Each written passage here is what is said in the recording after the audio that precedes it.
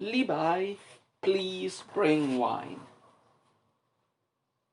Have you not seen, gentlemen, how the water of the Yellow River rolls down from heaven and flows quickly to the sea without turning back? Have you not seen, gentlemen, your elders in the high hall looking sadly at their hair in the mirror, in the morning like black silk, by evening turned to snow? At a happy time like this, we must enjoy ourselves. Don't let the golden cups stay empty in this moonlight. Heaven gave me a talent that I cannot waste. If I spend my gold on wine, I can get more later. So roast the lamb and kill the ox. We'll be happy for a while, and we'll drink wine, 300 cups or so. Master Zen, friend Danqiu, bring on the wine. Good sirs, don't stop. I will sing a song for you. So please turn an ear to me and listen. Fine music, rich dishes mean nothing to me if I can stay drunk as long as I want and never be sober. Since ancient times, sages have lived in obscurity. Only great drinkers have made great names. In the old days, the king of Chen gave banquets in his palace of peace and joy.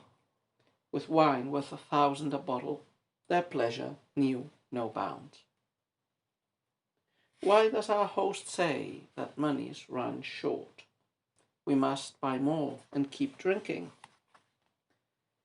My 5-colored horse, my fur coat worth 1,000. Call the boy to take them out to trade for wine. Will dissolve the sorrows of 10,000 ages. So here we have the last of Li Bai's ballads, and this is a very, very Li Bai poem. Please bring the wine. From its subject matter and its development, this feels like the typical, or rather, we could say the stereotypical Li Bai poem, both in the subject matter, as I said, in the image, in some of the images, in the metrical forms used. So very Li Bai.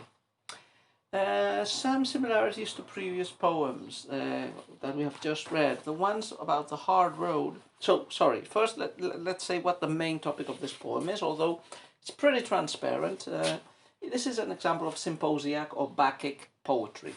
The poet is together with a couple of friends which are named in the poem, Master Zen, which is a poet we've already encountered in this anthology, Sun Shen, and Danqiu. He's drinking with them at night, under the moonlight, probably in a bar, or it might be also in a pavilion, a governmental pavilion. But from the fact that there are references to the money running out, it seems to be more of a tavern or a bar of some sort. So the topic is the conviviality, the pleasure of drinking wine, and the pleasure of drinking wine in company with friends. And this, as we've mentioned in previous poems, this is a very common topic in Chinese poetry, this Bacchic strain of classical Chinese poetry. And as we also said before, we must always take this Bacchic revelry with perspective. The drinking is alcohol. Of course, has the same effects in the East and West, but in the Chinese poetic tradition, alcohol is generally seen, wine drinking is generally seen, especially with friends, as an alternative, as a symbol of the renunciation of political participation in the world and political ambitions, or as an outlet to frustrated ambitions, and therefore as a way of escaping the red dust of the world, the worries, preoccupations, and responsibilities. Sometimes the poet or poets climb mountains to rid themselves of worldly affairs. Other times they imbibe wine. And there were precedents of poets who adopted this Taoistically inclined, retired attitude towards the world, who were great drinkers. I'm thinking of people like Tao Chien, or most of the seven sages of the Bamboo Grove, who were famous drinkers, some of them having the reputation of being drunk from morning till dusk. Li Bai plays with that persona a lot. His reputation in Chinese poetry is that of a consummate drinker of alcohol. But he is, even though he might have drunk a lot of alcohol, he is playing with this model, with this literary figure, with this persona, which is the drunkard who retires from office, who uses alcohol and friendship as an outlet for unfulfilled ambition. So, Bacchic poetry, drinking with friends is the main topic in the poem. Related but secondary topics are, well, some of them not secondary, but Liby's merit unrecognized, which was also quite a common topic in the three previous hard road ballads by him.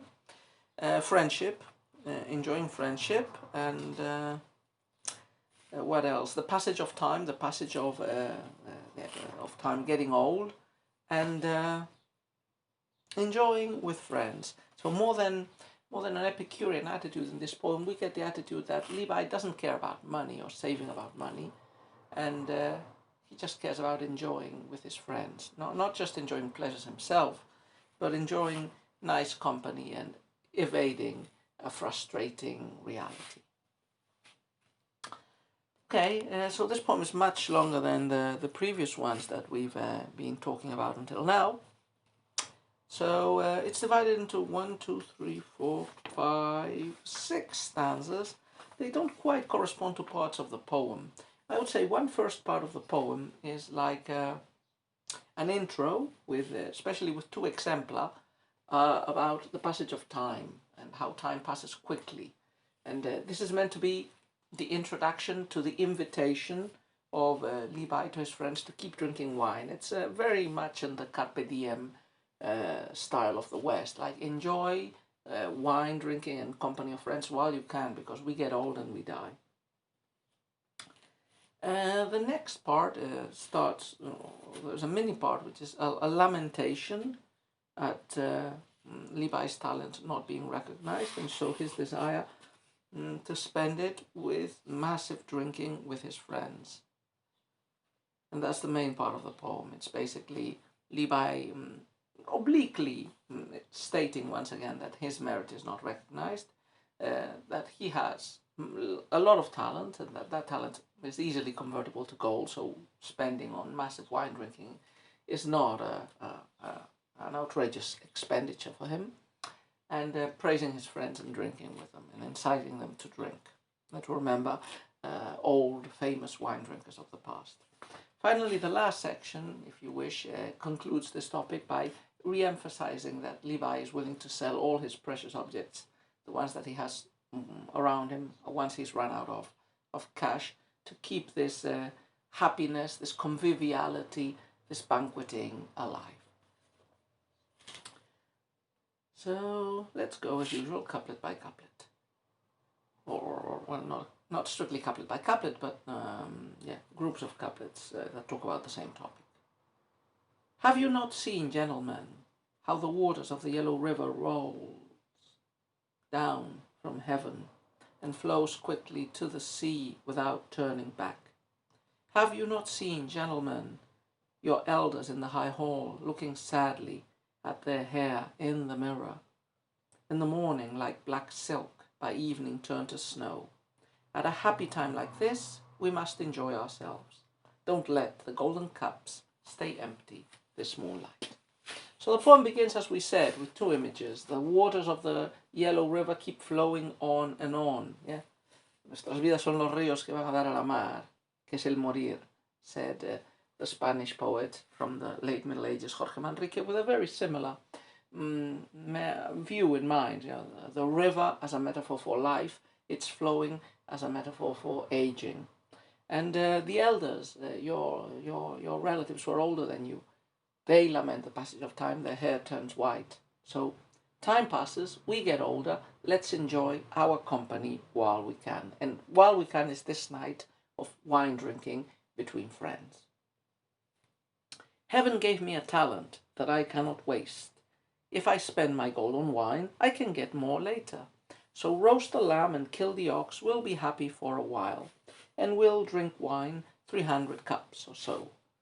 So here we got a bit of Li Bai, it seems, bragging about the fact that, he's got a great talent, but he can't waste it. He can't waste it because the government won't employ him, or the people in power won't use him. So, he can waste it in selling and peddling it for money, and then spending it in wine and food with his friends. And we'll see later that it's not that he likes, or that he is obsessed with an Epicurean lifestyle, but he likes to make his friends happy. He likes to make his friends drunk. He likes to escape from the miseries and the vileness of the world in the company of sage friends and poets like him. He says, let's drink. Probably a bit the hyperbolic streak in Li Bai, mentioning 300 cups or so, which would have been a hell of a lot of wine unless the cups were very small. Master Zen, friend Dan Chu, bring on the wine. Good sirs, don't stop. I will sing a song for you. So please turn an ear to me and listen. Fine music, rich dishes mean nothing to me. If I can stay drunk as long as I want and never be sober. Since ancient times, sages have lived in obscurity. Only great drinkers have made great names. So we get the two friends, at least two of the friends who are drinking with Li Bai, and we get the message repeated again, let's drink, let's enjoy wine, let's enjoy our company. And Li Bai puts the emphasis, as we said, in that fine music, rich dishes mean nothing to me. He doesn't care about an Epicurean lifestyle or rich foods. He just cares about getting drunk, and presumably, as we said, with these reverberations of the drinking alcohol theme in Chinese traditional poetry, what he really wants is to evade the miseries of dynastic decline, of civil war, of lack of recognition for himself and his friends, by enjoying the company of his friends and by drinking wine with them. And, he hammers the point, probably a bit ironically, by saying that since ancient times sages have lived in obscurity, people who were worthy have repeatedly not been given offices. It is only great drinkers have made great names. That's an exaggeration, but it is true that famous wine drinkers of the scholar official renouncing the world tradition did get a big reputation and were well known in later ages, and even taken as good models of how one should behave in a time of chaos where the virtues are not employed. Li Bai's song continues. In the old days, the king of Chen gave banquets in his palace of peace and joy, with wine worth 1,000 a bottle. Their pleasure knew no bounds. Why does our host say that money's ran short? We must buy more and keep drinking. So the money seems to be running out in this lavish expenditure, but still, more should be spent, more wine should be drunk. There is a reference here, the only clear one in the poem that might give any difficulty. In fact, I had my own difficulties finding out who this king of Chen was. And this is a reference to another poet who was a member of his royal family. Remember the Caos? We've talked a lot about the Caos. Cao Cao was a great warlord and indirectly the founder of a new dynasty at the end of the Han. His son, Cao Pi, became the first official emperor of the Wei dynasty, and he wrote essays about literature. And we learn also that a descendant of the Caos would become a great court painter during the Tang dynasty. Another of the Caos, a son of Cao Cao and brother of Cao Pi, was the Cao Ji. Cao Ji was he had many princely posts, but his last one was king of Chen. Was a great poet, probably the greatest poet of the Jianan era at the beginning of the 3rd century after the fall of the Han dynasty. Gushi poet, that is pentasyllabic, but he also has some fu and other metrical forms. And he was ostracized and marginalized by his brother, who feared of his pretensions to power and the throne. Great poet, he was the most important of the 7 writers of the Jianan era, of the 7 great writers of the Jianan era. And like many of those writers, he enjoyed drinking wine, and he enjoyed hosting his friend poets in his royal palaces. And of course, he was a member of the imperial family. I imagine he could have bought and drunk bottles of wine, 1,000 a bottle. Okay, finally, the conclusion of the poem. We'll remember that money has run out. So what are we going to do to continue this nightly quaffing of alcohol? My 5-colored horse, my fur coat worth 1,000. Call the boy to take them out to trade for wine. Will dissolve the sorrows of 10,000 ages. Li Bai defiantly insists that even if the money has right now run out, the quaffing and imbibing of spirits will not. He and his friends will continue drinking. He is ready to pawn an expensive horse and his fur coat. This hammers in the point again that he doesn't really care about material possessions. At the same time, he is smart and also quite proud about it, about the fact that he can easily get money by temporarily selling his services and to patrons who are avid to shower him with gold for his poetic virtue and his great quality poem.